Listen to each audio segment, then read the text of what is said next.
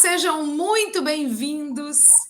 Começa agora mais um episódio do podcast Pergunte ao Especialista, que acontece toda quinta-feira, 6 horas, aqui no YouTube da Runners Brasil.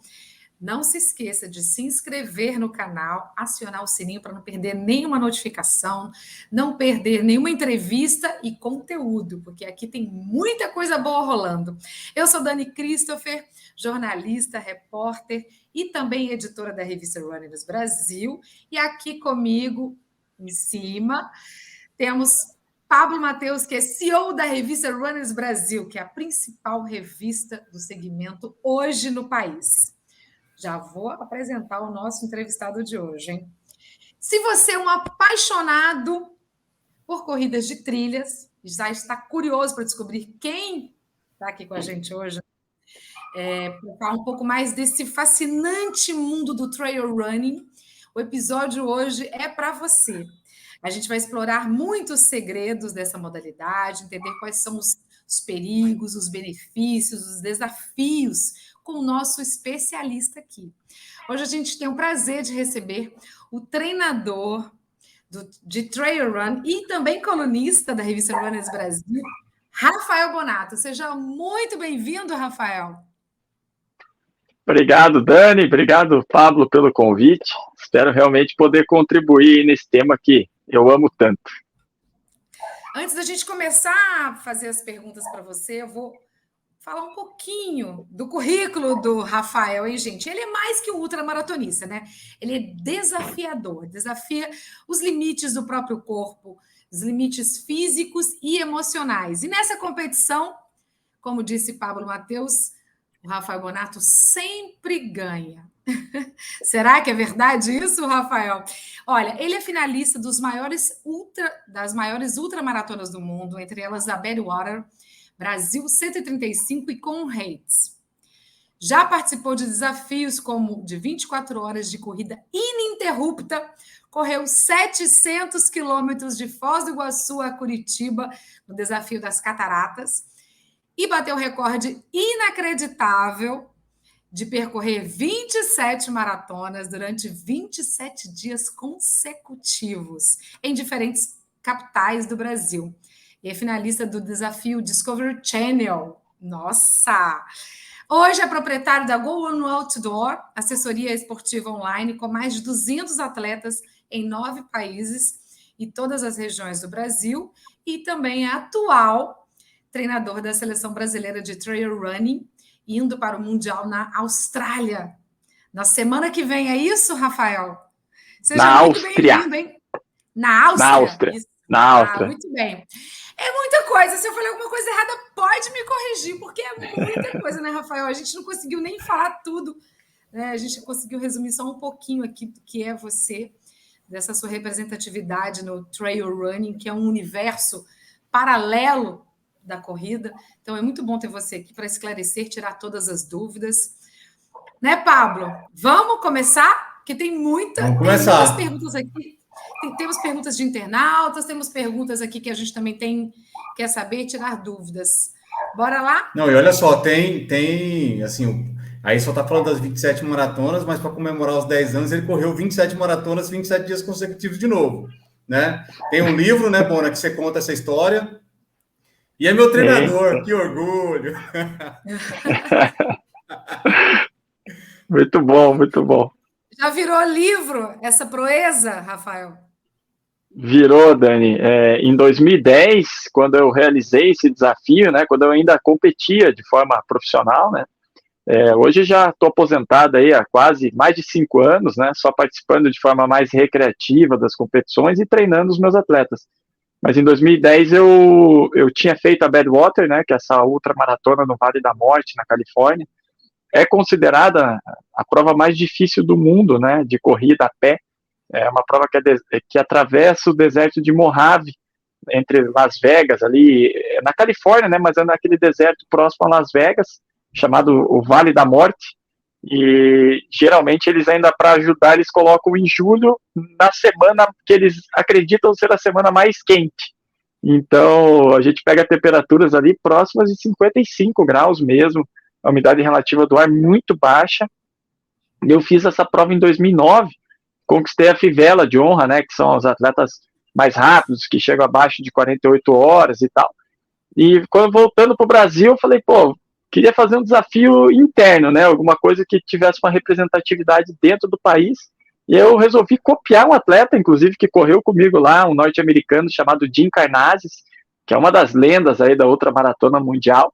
Ele correu comigo em 2009 e ele fez 50 maratonas em 50 estados americanos em 50 dias consecutivos. E eu falei, uai, eu vou copiar o que ele já fez, só que no Brasil, fazendo 27 maratonas, só que no Brasil tem um probleminha, né? Lá ele foi de ônibus, conseguia ter acesso e tal, eu aqui tive que ir de avião. Então foi uma logística muito complicada e eu resolvi relatar isso no livro. 10 anos depois eu lancei o livro e comemorei, né? Em 2020, fazendo novamente o desafio, mas aí foi um desafio de forma virtual, porque estávamos no meio da pandemia e tal. Mas o livro, inclusive, vou mostrar para você aqui, tá aqui. Esse é o livro, né? 27 maratonas em 27 dias seguidos nas 27 capitais consecutivas, nas 27 capitais brasileiras. Aqui relata toda a história aí de cada capital. Dani, esse dá outro podcast, Dani. Dá outro podcast. Se ele contar as histórias dá outro podcast. Não, como ele disse, isso aí virou palestra, né? Porque ele fala sobre esse desafio, que acaba que traz um pouco da história dos estados, das cidades, e toda a questão logística, a questão de mobilidade. Acho que tem muita coisa envolvendo, né, Rafa? Não somente a corrida, né? Nunca, como a gente gosta de falar, nunca é só corrida. É verdade. Foi muito interessante, né? Estar correndo nas 27 capitais brasileiras e o que você falou tem muito nexo, né, Dani, que é a questão da mobilidade mesmo, de qual é a forma, a acessibilidade que cada capital brasileira tem para nós corredores. Então, sim, existem capitais que são bem complicadas de você ter acesso a boas calçadas, boas ruas, estruturas já melhor formatadas, né, para que a gente consiga fazer treinamentos mais contínuos, sem atravessar tanta rua. Isso tem muita gente que sofre com isso, né? A própria capital, o próprio São Paulo, né? Se você não mora perto de algum parque, não tem acesso fácil ali às marginais, que hoje tem as ciclovias, que estão bem mais desenvolvidas, é difícil você correr pelos bairros, né? A cada 30 segundos você vai ter que parar no sinaleiro, você vai ter que cuidar com o ônibus para não ser atropelado. Todas as capitais, não é privilégio de nenhuma capital. Infelizmente, a gente precisa ainda, melhoramos, eu vejo nesses últimos 10 anos que eu viajei novamente para algumas capitais, sim, melhorou bastante, mas a gente ainda está, nós que estamos acostumados a correr fora do Brasil, quando a gente compara ainda, né, países de primeiro mundo, a gente ainda está muito longe de ter essa mobilidade urbana, né, para o pedestre, para o ciclista, minimamente aceitável, né? Eu fico pensando se para um cadeirante, né, se colocar numa cadeira de roda e sair, é só você fazer um teste, sente numa cadeira de roda e tente sair da tua casa. Se você conseguir sair da tua casa, ponto para você, né? De tão difícil que é, nós não temos essa cultura. Se não tem, né, o espaço, né, os lugares preparados para receber o corredor, quanto mais, imagina o cadeirante, né? A gente também tem que levar. Você falou uma coisa muito importante aí. A questão da acessibilidade. Então, a gente entra para um outro caminho que acaba que você percebe. Se não tem um mínimo, que é uma pista ou uma calçada, ou um lugar para as pessoas praticarem o esporte, correrem, se movimentarem, imagina para o cadeirante se locomover dentro das cidades, né? Acho que tudo aí é um problema até muito maior, né? Eu costumo dizer que para nós, para o trail runner, né, o corredor de trilhas, isso é uma grande vantagem, né? Porque as calçadas irregulares acabam servindo como fonte de treinamento, né, de propriocepção, dar aquela pequena torcida no pé para fazer um fortalecimento. Então eu falo, olha, aproveite aí que essa calçada vai te ajudar. Maravilha. Pablo, eu posso começar com uma pergunta bem básica aqui para as pessoas que estão acompanhando e querem conhecer um pouquinho mais do Rafa. Rafael Bonato, como você começou no trail run? Você veio da corrida de rua, das maratonas, ultramaratonas e foi para o trail? Foi, Dani. Eu sou atleta, assim, desde criança mesmo, né? Participei de competições escolares. Toda a minha história foi uma história de atleta profissional, né? Eu estudei, fiz parte de equipes escolares no atletismo de pista, vim crescendo, né, nas distâncias. Com 18 anos eu já tinha feito a minha primeira maratona. Então, já entrei na faculdade de educação física, imaginando trabalhar, inclusive, não com atletismo, como preparador físico de futebol, que, né, todo mundo meio que já tem aquela ideia que para se dar bem na educação física, você teria que ser treinador ou preparador físico de futebol, né, para ganhar dinheiro. E eu não fui diferente, né, eu fui entrando, não sabia que a educação física ia ter esse boom, né. Veja, lá em 1997, 98, né, quando eu ingressei na Universidade Federal do Paraná aqui, as pessoas ou eram professores de escola, né, ou tentavam trabalhar com o futebol. Não tinha até o personal trainer estava começando, se vocês recordarem lá no final dos anos 90, né? Não era desse jeito, mas enfim, era minha paixão, eu ia fazer isso, então me formei, fiz especialização em fisiologia do exercício e acabei caindo no mundo das ultramaratonas somente com 26 anos de idade, por causa do livro Ultramarathon Man, do Jim Karnazes, que ele conta a história da Badwater. Então eu falei, cara, que legal, nem sabia que dava para correr mais de 42 quilômetros. E vamos lá, eu nunca tive destaque até entrar no mundo das ultramaratonas. Você pode falar, pô, meu melhor tempo de maratona foi 2 horas e 48 minutos. Daí você fala, não, para um atleta amador, 2 horas e 48 minutos na rua, você fala, pô, o cara corre bem, né? Agora vai na maratona de São Paulo, faz em 2 horas e 48, o cara que ganhou já tomou um banho, já tomou até uma cerveja gelada e você tá chegando ainda, né? Tipo, pro atleta, eu tô dizendo pro nível de performance, né? Não menosprezando quem faz em 3, 4, 5 horas, cada um tem o tamanho do seu desafio. Tô falando para você ganhar uma maratona, você vai ter que fazer hoje abaixo de 2 horas e 10 minutos, né? Uma maratona. Eu nunca conseguiria, já tinha noção que não ia conseguir.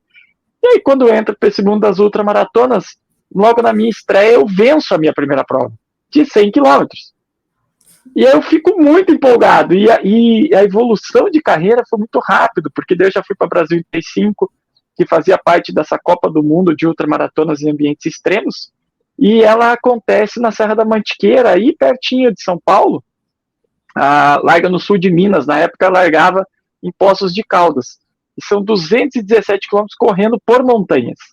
E depois tem o deserto, né, que é a Badwater, e tem o gelo também.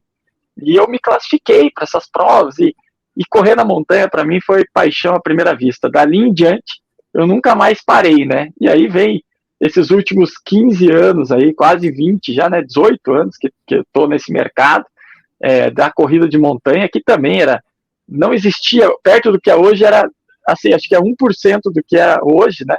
E aí a gente vem construindo essa história dentro desse ambiente. Maravilhoso. Posso continuar, Pablo? Você quer fazer alguma pergunta?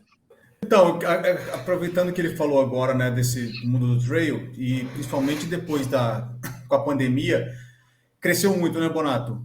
A pandemia, acho que foi pro trail running, ele conseguiu trazer uma visibilidade que talvez antes não tinha, né? Porque as pessoas começaram a procurar os treinos em lugares mais isolados, começaram a procurar provas de trail, que apesar de estar na pandemia, ainda tinha algumas, quando voltou elas mais rápido por causa do distanciamento que existia durante das provas, né? Então, me fala um pouquinho aí, como que você descreve o trail run e por que ele tem ganhado tanta popularidade nos últimos anos? Você fez uma boa leitura, só para você ter uma noção, Pablo.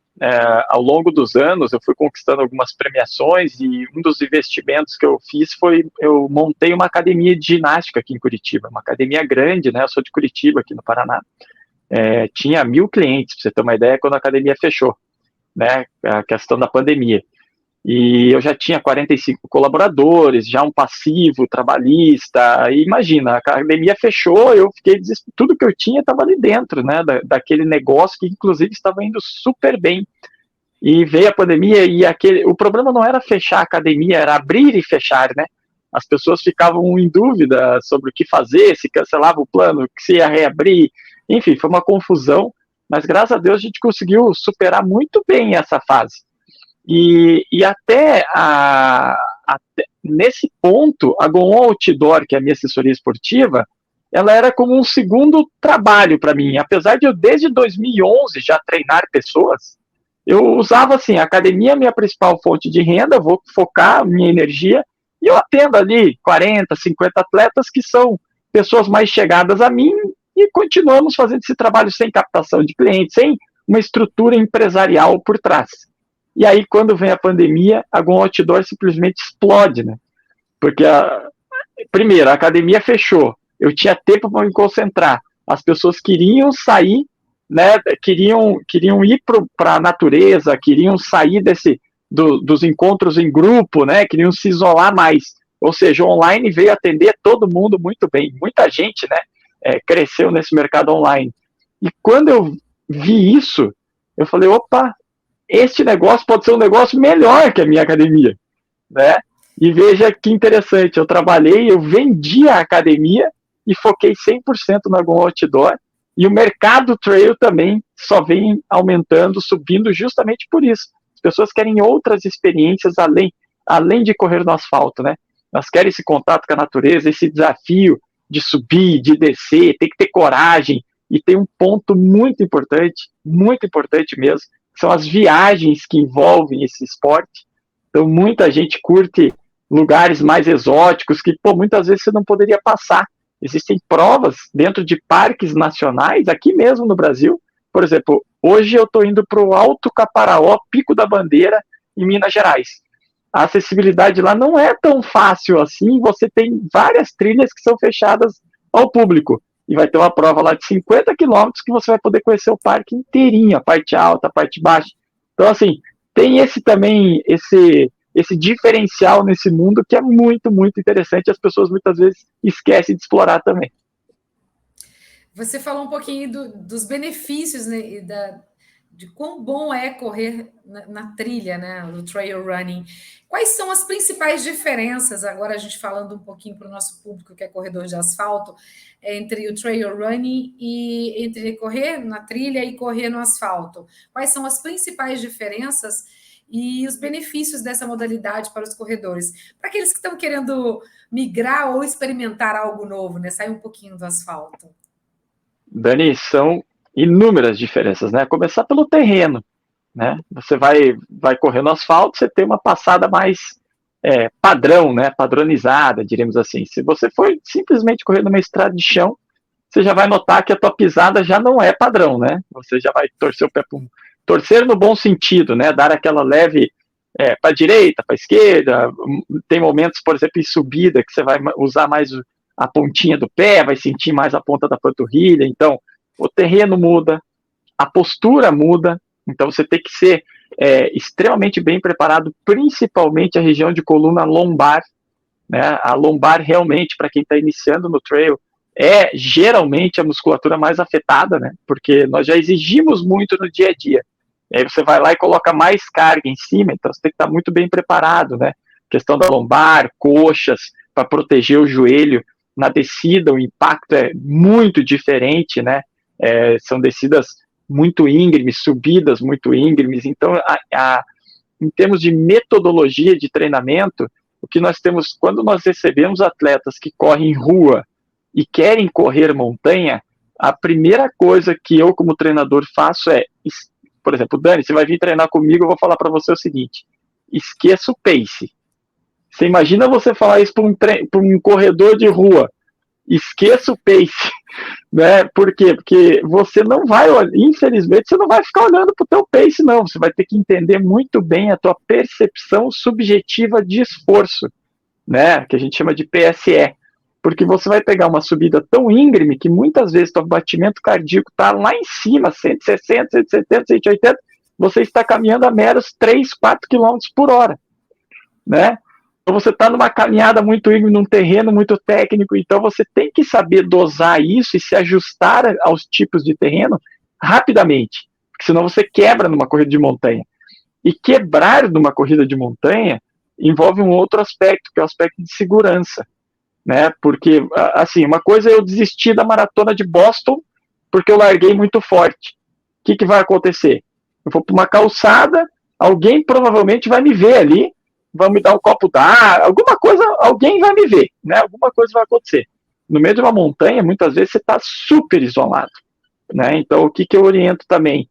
leiam bem os regulamentos, utilizem todos os equipamentos de segurança que esse regulamento pedir. Se está pedindo para levar corta-vento, leva corta-vento, que é para quem não sabe, né, uma jaquetinha um pouco mais fina, que não é a prova d'água. É realmente só para proteger um pouco do vento da montanha, né? Existe um outro equipamento chamado anorak, ele já é impermeável, uma jaqueta um pouco mais pesada, que daí já protege um pouco mais da chuva e do frio também. Existe a segunda pele, as lanternas de... Enfim, tem uma gama de equipamentos, então isso também difere completamente da corrida de rua, né? Geralmente, na corrida de rua, o que você põe? O chip no teu pé, o número no peito, sai correr, vai ter água a cada 5 km, 2 km, 3 km.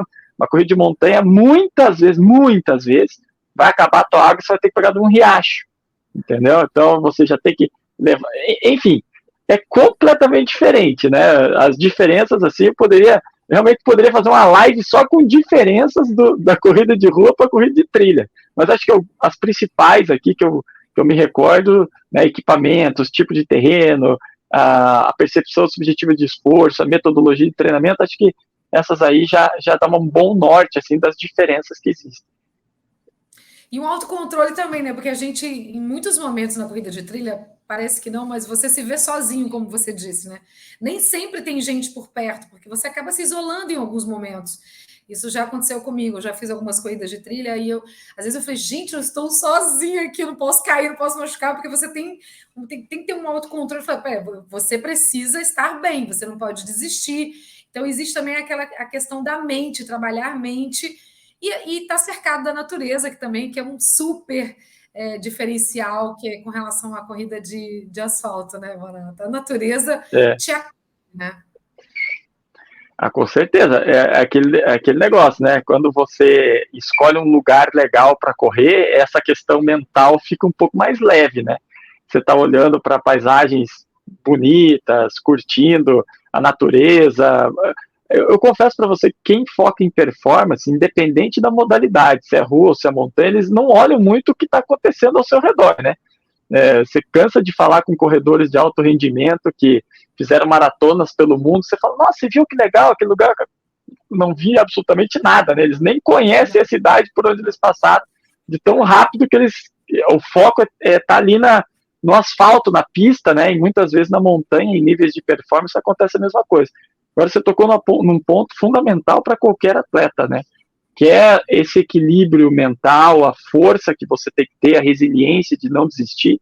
E eu costumo dizer para os meus atletas que isso começa no teu dia a dia, no teu treinamento, né? Com a tua disciplina de acordar todos os dias e fazer aquilo que deve ser feito, de acordo com a tua meta. Se a tua meta realmente é verdadeira, né? Uma meta que realmente te apaixona, você não precisa de nada para te motivar, né? Você vai levantar, você vai fazer, você vai cumprir o que tem que ser feito, treinamento com disciplina, com persistência, vai se dedicar em outras partes, né, no teu descanso, na tua alimentação, na tua hidratação, no teu convívio social.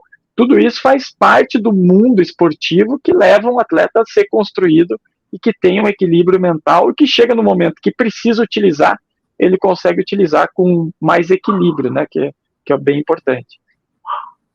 E os perrengues? Tem perrengue, não tem? Corrida de trilha tem muitos perrengues, não tem? Tem algum perrengue assim que você passou? Ô, Bonato, eu vou puxar uma. Eu queria que você me falasse daquela da Badwater, do urso. Então, a da Badwater teve 2 casos bem interessantes, né?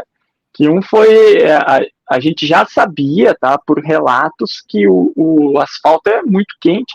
Não é que vai derreter o teu tênis, tá? Não vai sair derretendo. As pessoas pensam, meu Deus, você vai pisar no asfalto, vai derreter teu tênis. Cara, tenta botar no fogo um tênis pra você ver quanto tempo demora para ele começar a derreter. Não é isso, tá? Mas o pé esquenta realmente demais. E aí o que aconteceu? Eu tava com uma meia, normal, tudo certo. Só que foi ali, imagina, 100 milhas, 160 e poucos quilômetros eu já tinha corrido.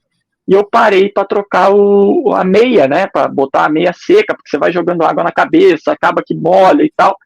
Quando eu fiz isso, tinha uma bolha no meu pé e essa bolha sai junto com a meia, ou seja, sai uma tampa realmente debaixo do pé ali, uma bolha absurda. Só que a gente já sabia que isso poderia acontecer, porque já existiam relatos de vários atletas anteriores, né? A gente estudou a prova. E o que eu fiz? Por relatos anteriores, teve um atleta lá que já tinha falado que ele levou uma cola, uma super bonder, e colou a bolha dele no pé e amarrou com o esparadrapo e tal. E eu fiz a mesma coisa.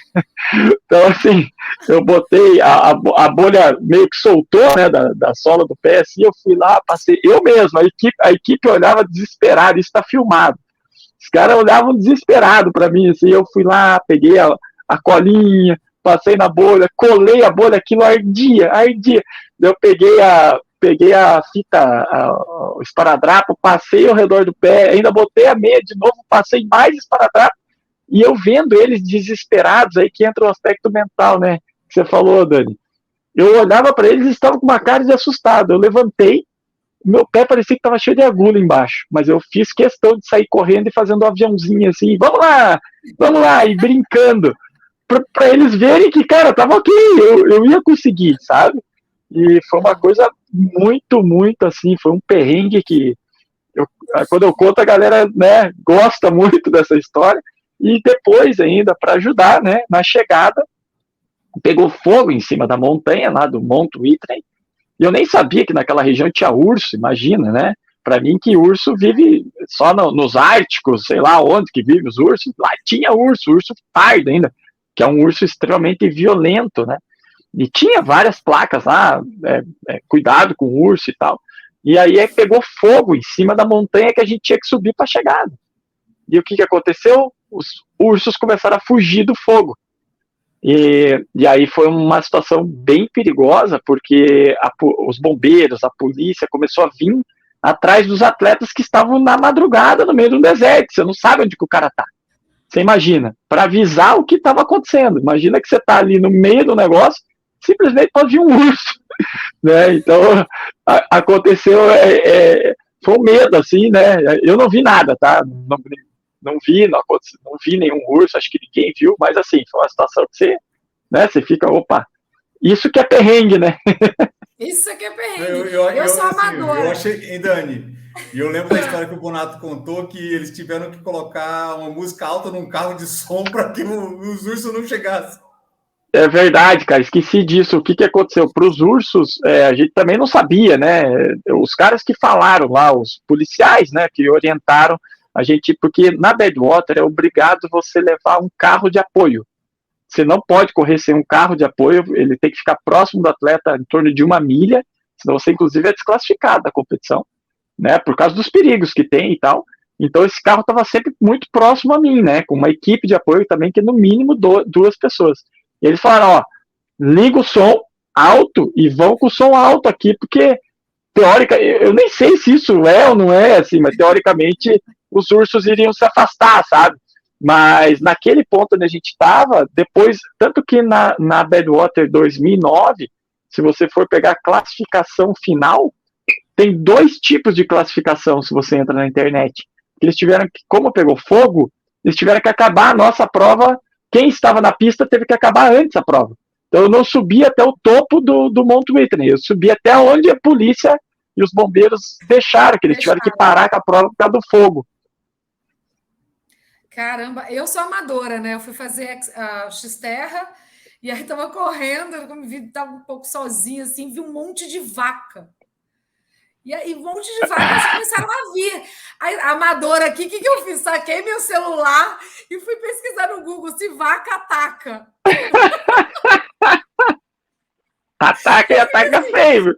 Eu falei assim, vaca ataca? Eu coloquei no Google. Aí, assim, dependendo, ataca. Eu falei, ferrou! Ataca sim. A vaca você tem que ficar bem esperto. É sério isso. Eu conto isso, as pessoas morrem de rir comigo. Eu falei, não, juro, eu pesquisei no Google, no meio da corrida. Eu falei, gente, será que vaca ataca? E ataca sim. Eu saí correndo. Eu falei, não, vou passar perto dessas vacas, não. Infelizmente é verdade, tem que ficar esperto. Na hora é perrengue real. A gente conta super perrengue, brincando, mas poxa, na hora eu falei assim, gente, eu não não vou dar conta disso. Mas esses são os desafios do trail running, né? Agora, a escolha da prova também é muito importante para quem está começando, né, Bonato? Quais são as dicas que você dá para quem está querendo começar, assim, escolher uma prova para começar, assim, qual você recomendaria? Que tipo de prova você recomendaria para começar no trail? Na linguagem do trail, a gente chama de provas mais roladas, né? Que são provas que tenham trilhas, mas não sejam trilhas tão técnicas, né? Que não tenham um perfil altimétrico de desnível total, positivo ou negativo, tão grande, sabe? Uma prova para você iniciar mesmo, com single tracks, né? Com trilhas mais simples. Lógico que não vai ser fácil, nunca vai ser fácil, né? Mas existem provas que têm esse mix, né, mais equilibrado, de estradas de chão com trilhas mais leves e com perfil altimétrico mais equilibrado e com distâncias menores. Por quê? Porque é importante frisar da distância. Muitas vezes o cara está acostumado a correr maratona. Aí você fala, nossa, eu corro 42 quilômetros, faço lá em 3 horas e meia, 4 horas, que é um tempo legal, né? Muitas vezes uma prova de 12, 13, 14 quilômetros vai durar o mesmo tempo. Entendeu? Então, assim, é importante você também começar nas distâncias menores para você começar a entender em quanto tempo, mais ou menos, você, né, quantos quilômetros por hora você consegue se desenvolver. Veja que o maior campeão, eu tenho a felicidade de ser o treinador do Rogério Silvestrin, que é o nosso atleta número 1, né, de trail running do Brasil. Agora nós vamos para o Mundial. Espero realmente que ele vá muito bem no Campeonato Mundial, está muito bem treinado, e a gente sempre conversa sobre isso. Se um atleta fizer uma média em qualquer prova de alto rendimento aqui do Brasil, de 10 km por hora, 10 km por hora, na prova ele é o vencedor. Olha. Entendeu? Aí você fala assim, nossa, mas 10 km... 10 km por hora, você vai no Ibirapuera, lá na Lagoa Rodrigo de Freitas, tem todo mundo fazendo a 6 minutos por quilômetro, muita gente consegue. Na montanha, você é simplesmente o melhor do Brasil se você conseguir fazer isso. Então, veja, né, a diferença. Então, escolher provas mais roladas, com perfil altimétrico mais tranquilo, vão te ajudar a você se entender dentro daquele terreno e aí bolar as melhores estratégias para o teu treinamento. Equipamentos, Bonato. Quais equipamentos você indicaria? Tem algum modelo? O que tem que levar? Você já falou aí do corta-vento, coisas para a gente seguir, independentemente da prova, a gente seguir as recomendações, né, que tem no como chama? Regulamento? No regulamento. Primeira dica, você disse, leia o regulamento e leve mesmo. Pediu para levar a lâmpada, pediu para levar... Leva. Se tiver que levar, leva. Agora, com relação a equipamentos pessoais, assim, tem que levar um relógio, sei lá, bússola, não sei, estou falando como leiga. O que você acha que tem que levar e tem algum modelo que você indicaria? Você sugere às pessoas? Sim. Bom, vamos começar então de baixo para cima para a gente ir pontuando, né? Primeiro são os tênis adequados para cada tipo de terreno, né? Hoje existe uma infinidade de modelos de tênis de trail, né? Inclusive das grandes marcas aí, dos grandes players de mercado também entrando nesse mercado de trilhas, né? Então você tem tênis com grip mais alto, com mais travinha, menos travinha, enfim, tem, né, um cabedal mais reforçado, uma biqueira, né, mais forte, tem gente que se adapta mais com tênis baixos, gente que se adapta melhor com tênis mais altos, mas cada tipo de terreno exige, é como se fosse um pneu de Fórmula 1, né? Você vai correr uma prova muito enlameada, muito pesada, você vai usar um tênis, não vai usar um tênis slick, né? Um tênis você vai usar um tênis com uma garrinha um pouquinho mais alta. Se você vai correr uma prova que é mais estradão, você é um corredor mais rápido, tal, vale a pena você optar por um tênis mais leve, né, em termos de peso, como é na rua, a mesma coisa para montanha. Então, existem muitos tênis, né. Meia também é a mesma coisa, né, tem que ter qualidade nos materiais. Muita gente na corrida de montanha utilizam os pernitos, não só como a questão de você ter a compressão, né, e os benefícios de correr com o pernito, mas também porque tem muito galho que acaba cortando muito a perna. Então tem gente que vai com calça não somente pelo frio, né, para não se cortar também, calção com bolsos, tranquilo, porque você vai levar mais gel, mais garrafinha. Por exemplo, tem um cinto de hidratação que nós utilizamos, que é muito bom, que para treinamento muitas vezes substitui a mochila de hidratação. É importante você ter os dois, porque a mochila, não sei se vocês já tiveram a oportunidade de correr com mochila de hidratação, muda muito, porque você vai colocar, vamos lá, que você coloque 1 litro d'água nas tuas costas, está colocando 1 quilo nas tuas costas. Aí você vai levar mais um anorak, você vai levar mais um esparadrapo, mais... A hora que você vê, você está com 1,5 kg nas costas correndo. Veja, são 3 sacos de arroz de 500 gramas. Né? As pessoas não se ligam. Então, por mais que ela seja justinha, que ela se ajuste bem, que seja um colete, você tem que se acostumar a correr com essa mochila. Então, muitas vezes é bom você ter o cinto para treinos mais ok, assim, que você não quer se estressar tanto em montar a tua mochila, então você leva as tuas garrafinhas, os soft flasks, que a gente chama, né? Que são aquelas garrafinhas que você vai tomando e ela vai esvaziando, né? Então tem isso também. Segunda pele, corta-vento, como eu já disse, anorak, buff, que são aquelas bandaninhas para esquentar a orelha, né? Touca, relógio GPS, ó, por exemplo, isso aqui é um relógio GPS que eu estou utilizando, que marca aqui, eu tenho como jogar o trajeto dentro dele, baixar o arquivo GPX. Para quem não tem companhia e não conhece muito bem as trilhas, tem o Wikiloc, por exemplo, você baixa no teu telefone celular, baixa o arquivo GPX e com o próprio telefone celular você consegue ir se guiando. Então você não precisa ter conhecimento de navegação, né? Basta ter e não precisa nem de conexão com a internet. Porque se você baixar o mapa e fizer o download, depois ele puxar o sinal de GPS onde você está, ele vai te dando o norteamento, sabe? Como o relógio também faz a mesma coisa. Então, por exemplo, você vai fazer uma trilha que você não conhece, eu sugiro, baixa o Wikiloc no teu celular e baixa o arquivo GPX no teu relógio. Para isso você tem que ter o relógio. Se não tiver o relógio, usa o celular, né? Então, e de resto, tem um equipamento que muita gente não sabe utilizar, e que é muito importante para a corrida de montanha, que são os bastões.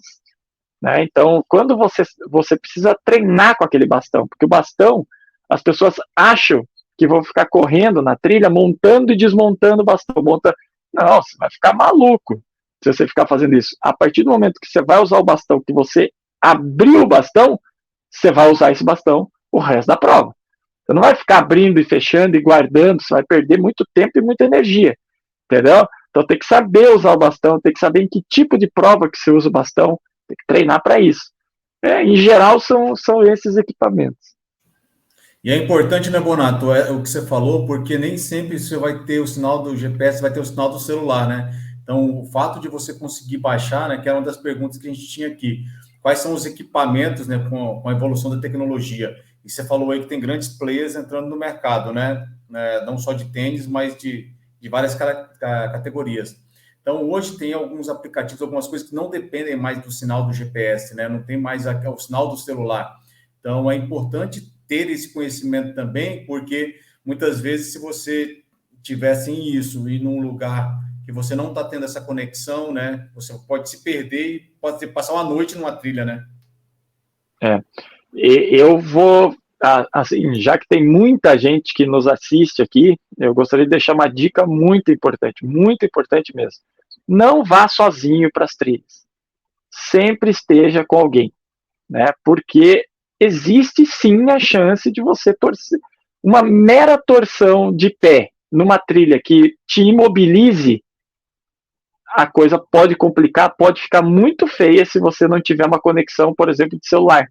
Em muitos lugares não tem, né? Então, avise aonde você vai, saiba quais são as trilhas que você vai fazer, tenha um máximo de segurança, pergunte para as outras pessoas. Se tiver grupo, vá em grupo. Não queira, por exemplo, eu sempre falo assim, tem atletas, eu treino muita gente que quer performance, né? Então os atletas querem ir para a trilha e querem fazer o seu melhor tempo, tá? Eu falo, calma. Na primeira vez que você for para aquela trilha, reconheça ela. Entenda ela.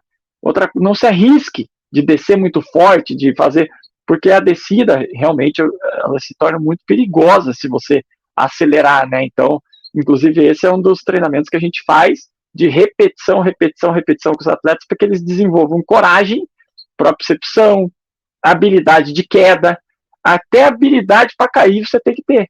Porque se você cair errado, você pode realmente se machucar. Então, assim, tem um monte de característica que você tem que ir trabalhando, mas é muito importante você baixar, por exemplo, eu falei do Wikiloc porque é o que eu uso. Existem outros também, a própria Strava, né, te dá essa opção. Então, você baixa lá, faz direitinho, vai primeiro, reconhece, vai sempre com alguém, né? E aí, eu não tenho ninguém.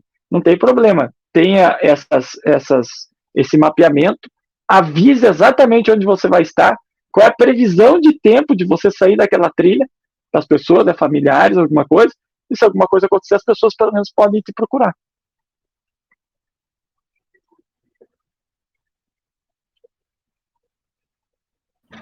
Tá sem áudio, André? Donato, agora eu voltei. Existe uma preparação específica para o corredor de trilha? A gente sabe que tem que ter um preparo físico e mental, mas existe algo específico que você fala para os seus alunos, assim, quando eles vão encarar uma trilha? Tem sempre as dicas preciosas, né?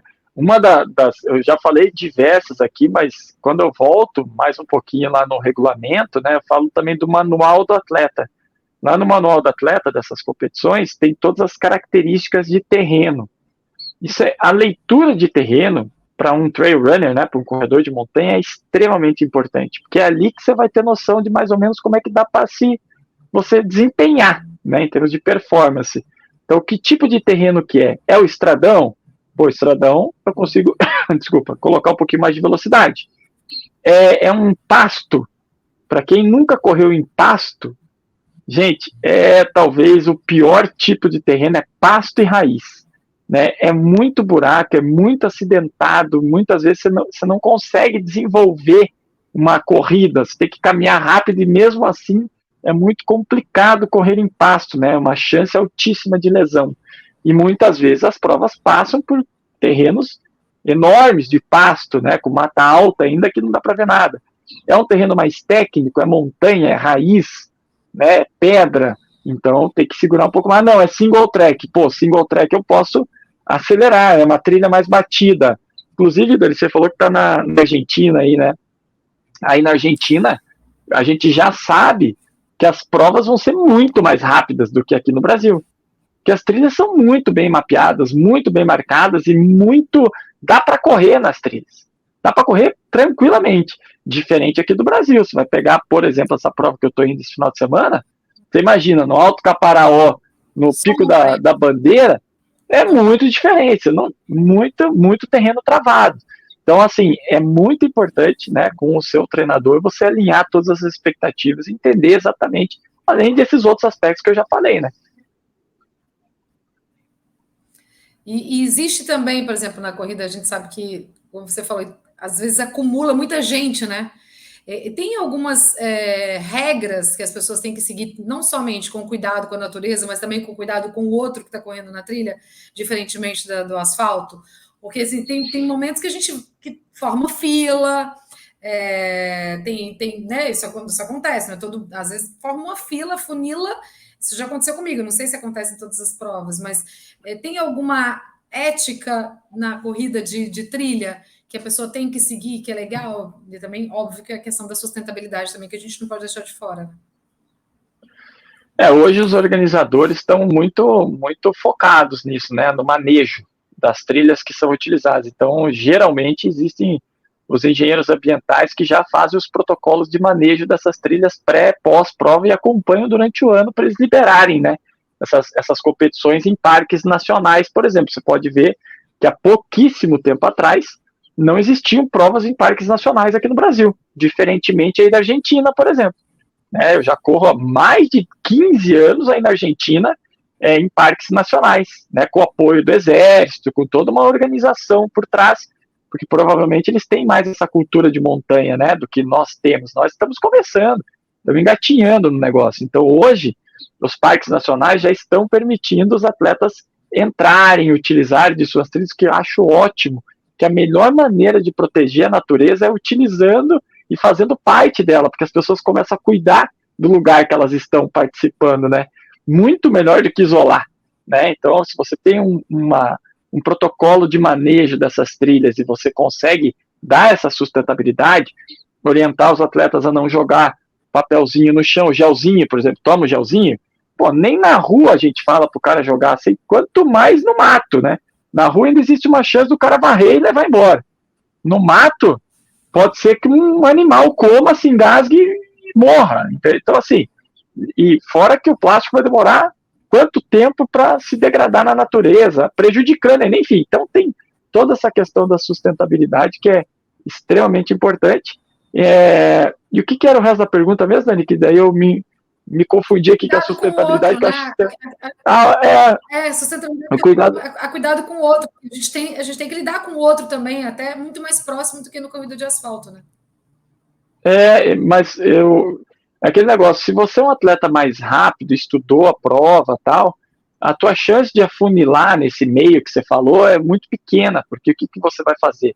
Você já vai largar mais forte já para entrar na trilha mais na frente e não ter os retardatários, diríamos assim, né? Porém, vamos imaginar que você pegou trânsito lá no negócio e aconteceu. Você está mais rápido que as pessoas. Abre para a direita e sempre passa para a esquerda, como se fosse uma estrada. Então, se você vê que vem alguém mais forte atrás de você, não custa nada você dar um passinho para a direita, até porque muitas vezes você não tem muito espaço nas trilhas para passar, né?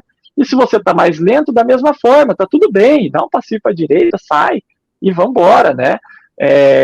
E ter esse cuidado, eu acredito que é na vida, né? Não é na trilha. Eu acho que uma pessoa que se porta mal numa competição onde nós estamos isolados, né? Ou estamos ali todo mundo ganhando saúde, qualidade de vida em primeiro lugar. Que lembre, 99% das pessoas não estão lá para competir, né? Estão para competir com si mesmas, não com os outros, né? É a minha vitória comigo mesmo. 1% está ali para brigar pelo título, para que tem chance real daquilo acontecer, é a grande minoria, né? Então calma, tá tudo bem, dê o seu melhor e respeite o próximo, como você deveria respeitar, por exemplo, no trânsito, na vida, no parque, enfim, em qualquer lugar, né? Bona, eu fiz uma prova nos Estados Unidos e era muito comum as pessoas que iam diminuir a passada ou ia caminhar, ela levantava o braço direito e ela ia se deslocando lentamente para a direita, né, para não ter o risco de você acabar derrubando alguém, né? Então, era uma das coisas que eu aprendi lá, era assim, sempre que você ia ou diminuir, ou caminhar, ou ir para o lado, né, para beber água, pegar alguma coisa assim, eles levantavam a mão direita e ia se deslocando devagar. Estamos chegando ao fim, né, Dani? Estamos chegando aqui próximo do final e teria... Não, então... Assim... Bonato, eu queria que você falasse dessa sua...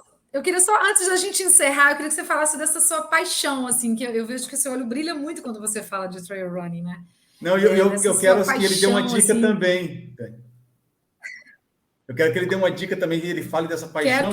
E ele falasse também sobre as principais provas, né? Então, assim, a gente teria perguntas para ficar mais 1 hora aqui. Mas uma das coisas que eu queria que você falasse era dessa paixão que a Dani está perguntando e falasse, desse uma dica das principais provas aí, principalmente para quem está começando e para aquele cara que já está mais adiantado, né? Legal. Nós estamos com provas muito... O Brasil tá assim, gente, nos próximos 5 anos, vocês podem ter certeza que o trail vai explodir, vai evoluir, sim, na minha visão, né? Nesses próximos 5 anos, os últimos 20 que a gente não cresceu, nós vamos crescer nos próximos 5, tá? É um mercado em franca expansão, vocês vão ver que vai ferver mesmo, porque é a tendência, né, das pessoas, inclusive também acho que as corridas de rua não vão parar de crescer, né? Graças a Deus as pessoas vão se movimentar mais, aí vão se dar mais essa oportunidade de viver tantos momentos bons, né, com a gente. Com relação às provas, Pablo, existem diversas opções, tá? Depende muito da sua região, mas existem provas muito consolidadas, por exemplo, no estado de São Paulo, tem a Indomit, que acontece no mês de março, que tem provas de 12, 20, 21, 50 e 80 quilômetros. Então, veja, ela oferece, tem para todo mundo, né? Agora, no próximo final de semana, agora dos dias 3 e 4 de junho, acontece uma prova no Rio de Janeiro, em Resende, no Parque Nacional do Itatiaia, se chama Evolution. Cara, lá dentro do Parque Nacional, né? Então, assim, sensacional. Existe o circuito Skyrunning, que é o circuito Skyrunning? São provas mais técnicas, mais desafiadoras, que tem uma altimetria um pouco mais pesada. Tem prova em Santa Catarina, tem prova no Espírito Santo, a própria Evolution faz parte do circuito Skyrunning, tem a La Mission em Passa Quatro, né, Minas Gerais, que é uma prova icônica no Brasil, também oferece distância desde o Kids até o 80K. A franquia UTMB veio para o Brasil, né, então vamos ter agora em Paraty a franquia UTMB com prova de 105 quilômetros em Paraty. O UTMB, para quem não conhece, é o maior circuito do mundo de corridas de montanha. Então, assim, opção não falta, né? Tem a Mons, final do ano aqui no sul do Brasil também, que é uma prova muito legal. A própria Indomit, né? Talvez, assim, se fosse me perguntar qual a prova que você mais gosta, Bonato? Gosta, assim, como atleta, né? Que o mais curto é Indomit Bombinhas. É uma prova muito legal, você tem 12 km, você tem revezamento que você pode fazer os 42K, duas vezes 21, então, sei lá, vocês dois podem fazer uma dupla e correr em dupla, que é super lindo, ou, sei lá, eu quero correr os 42 sozinho, show de bola, quero fazer esse desafio. É uma prova linda, né? Passa pelos costões, praia, montanha, você fala, mas é Bombinhas, é praia, vai lá correr lá em Bombinhas, né? Tem muito morro, né? As próprias provas do Mountain Dew, né? Da marca Mountain Dew são muito legais, são provas, tem no Ushuaia, inclusive, tem no Marrocos, né? O Kiko, que é o organizador, tem diferentes opções também, para desde do cara que está iniciando até a pessoa que quer mais performance. Então, assim, não faltam opções, né? Você pode encontrar aí muitas boas opções de provas. Eu acho que isso também já responde um pouco dessa minha paixão que eu tenho pelas trilhas, né? Porque a gente vive isso e eu consigo observar aí com a minha profissão como nós conseguimos mudar a vida das pessoas para melhor, né? Em diferentes pilares da vida, como esporte movimenta, e foi sempre nisso que eu acreditei muito desde criança, né? Eu vivi com colegas, com pessoas que não praticavam esporte, muitos deles foram para o mundo das drogas, pessoas que depois, né, se perderam, tal, enfim, eu sempre tive no meio daquelas pessoas e sempre muito concentrado no que eu queria da minha vida, que era o esporte, né, e o esporte te leva a ter regularidade, a ter disciplina, a ter esse comprometimento com alguma coisa, e a partir do momento que você se compromete com alguma coisa, de verdade, a tendência é que você tenha sucesso nisso. E, Bonato, para quem está nos assistindo aqui, quem está nos ouvindo no podcast, tem gente que baixa, né, para ficar ouvindo no carro, no trabalho, quem está assistindo também aqui pelo YouTube, quiser tirar dúvidas, esclarecer e pegar uma assessoria com você, pode ser virtualmente também, né? Você pode orientar as pessoas que querem começar e você consegue treinar também virtual, né?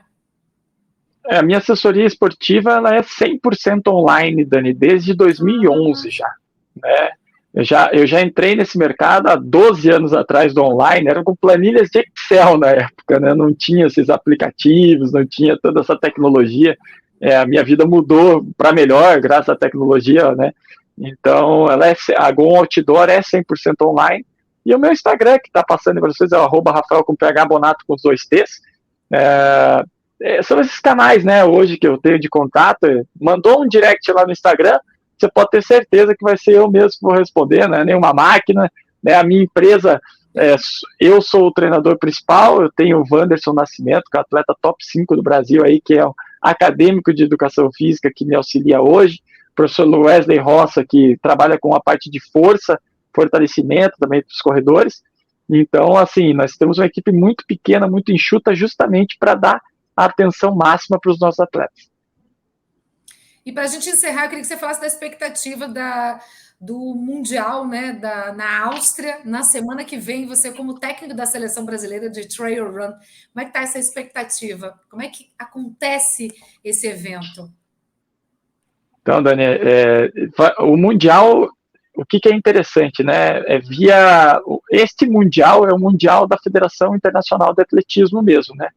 Então, é a primeira vez que a Confederação Brasileira de Atletismo faz uma convocação dos atletas e do treinador para ir para o Mundial, com as despesas pagas, realmente via seleção brasileira, né? Nós já tivemos a oportunidade de ir para outros mundiais, mas os atletas tinham que se virar, os treinadores tinham que se virar, todo mundo tinha que pagar do próprio bolso. E pela primeira vez, você vê como o esporte já está entrando no radar, né? Da confederação também. Então nós estamos indo agora via Confederação Brasileira de Atletismo, convocados oficialmente, via carta de convocação, né?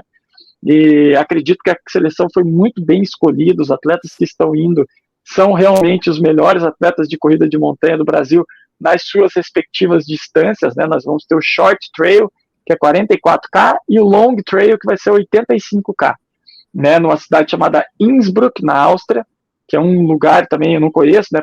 Somente por fotos, mas que vai oferecer assim, o máximo do máximo de terrenos técnicos e performance para esses atletas, e aí vai seleção, todas as seleções do mundo todo vão estar presentes lá, então nós vamos ter a oportunidade de competir com os melhores, né, que é Espanha, os europeus, né, Espanha, França, a própria Áustria, Noruega, Estados Unidos, vai estar todos os africanos, enfim, então é seleção contra seleção mesmo, e o individual também conta, e realmente nós temos aí uma oportunidade de mudar esse cenário, da minha visão, se nós conseguimos um bom resultado lá, de mudar para melhor ainda esse cenário, né? Talvez voltar com os atletas com grandes resultados e depois explorar esses resultados e falar, a gente também pode, né? A gente consegue chegar lá e a gente vai fazer de tudo para trazer alguma coisa boa de lá.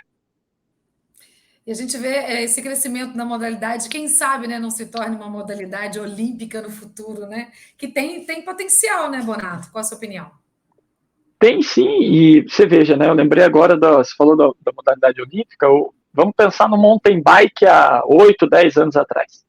Quando Henrique Avancini se tornou campeão mundial, o que aconteceu? Sempre tem o skate, né? A fadinha, o pessoal do skate, quando o Brasil chega num nível, né, que, por exemplo, nós temos essa oportunidade agora de realmente fazer isso acontecer. E quando você pensa em Olimpíada, você também tem maneiras de colocar esse esporte, por exemplo, como a mountain bike acontece em circuito, né, circuito fechado, porque não o trail pode acontecer até mesmo no mesmo circuito do mountain bike, entendeu? Então, assim, tem como organizar, né? Lógico que daí envolve muitas outras coisas, mas eu ainda espero, na minha geração, talvez vislumbrar essa oportunidade. Seria, imagina, muito, muito legal. Seria um sonho. Eu acho que acho que é um passo de cada vez. Pode ser que demore um pouquinho, mas eu acho que é um sonho a gente começar a sonhar também, não tem problema, né, Bonato? Eu acho que a modalidade tem tudo para chegar lá. Eu torço para que se torne uma modalidade olímpica no futuro. Obrigada, Bonato. Quero te agradecer aqui em nome da Revista Runners Brasil, quem está nos ouvindo, quem está nos assistindo. Obrigado por ter acompanhado até o final aqui.